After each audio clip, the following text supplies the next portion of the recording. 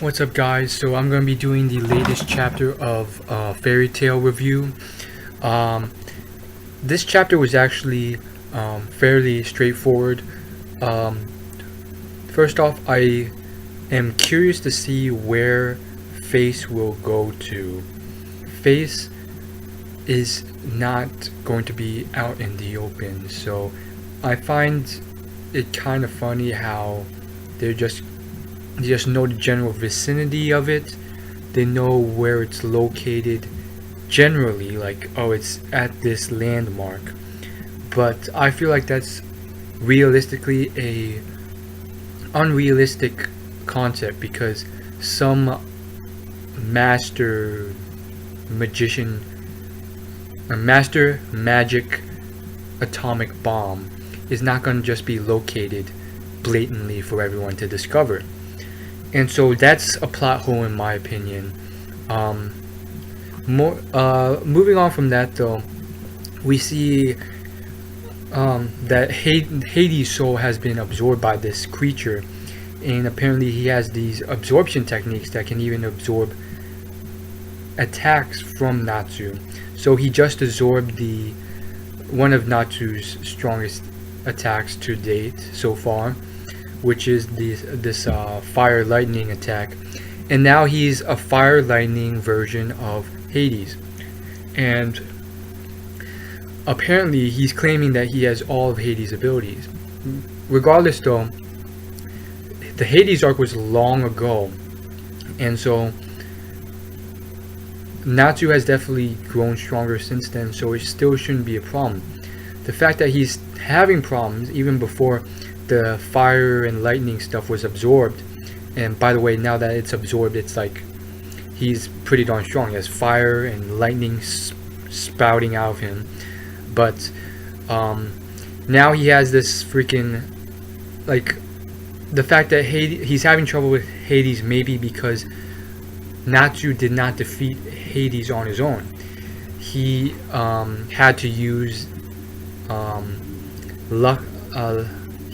Laxus's thunder ability as well to do it. So it was like one of those temporary power boosts. I think he ate Laxus's thunder ability in order to get to a higher level, like he's done before.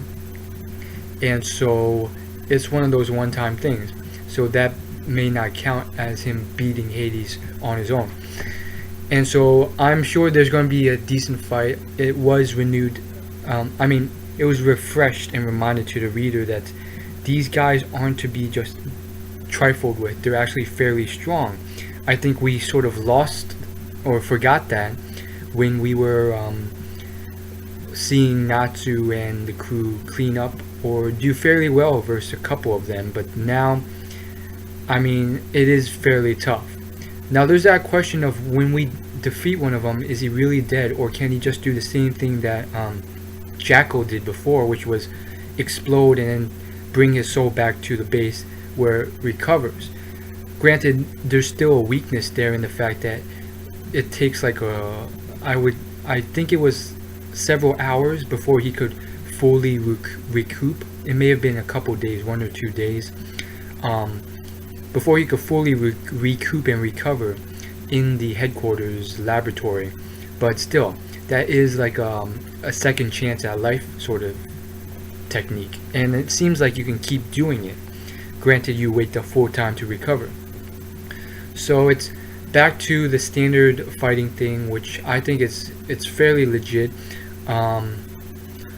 Again, I've had problems with the fan service. That's apparently the terminology used, otherwise known as just straight out pervertedness. Personally, I think it's unnecessary, and I don't know, it doesn't really make sense in my opinion, because it's geared towards a more mature audience because of that, and at the same time there's these blatant plot holes constantly in every few chapters that a mature audience would be able to spot. So it's very strange. Maybe it's assuming that the general population isn't like me and care, or are not smart enough to spot these things. So that's something to keep in mind. Obviously, we end the chapter with a panel where Lucy is about to be attacked, or at least spied on by some crazy beast. Is this something from Tartaros that is guarding Face? Most likely, or it could just be some beast guarding it. Regardless, we'll see where it goes. Maybe if it's just a beast guarding Face, unaware of Face going down, then Lucy can befriend. Is her name Lucy, by the way? Maybe I'm getting the wrong person, but the girl can befriend the beast, and then they can try and take out Tartaros, or the Face. In my opinion, though, I think this whole arc needs to end soon, because Zeref has already made it clear that